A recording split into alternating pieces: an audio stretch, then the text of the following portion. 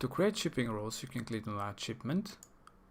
That will link you to Settings, Shipping. Now you can create your own shipping rules by clicking on Add Shipping option. Currently we have one created. And here you can see all the settings that you can set for a shipping.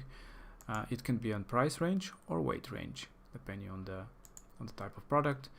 You add a shipping name that will be listed in your store, and from what to what price the shipping cost will be. This way you can create different shipping rules depending on the price or on the weight.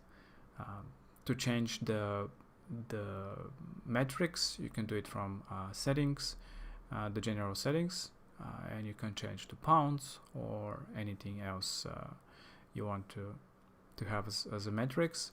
Same goes for the currency as well. You can also apply this code for globally. If it's global is selected, that will be for all countries, or you can uncheck global and select different countries that you want to apply this rule for. You can only apply it for one or for multiple countries. In this case, we have created one that you can easily edit by clicking on that plan and just adjust whatever rules you want to have. This is how simple it is to create your own shipping rules.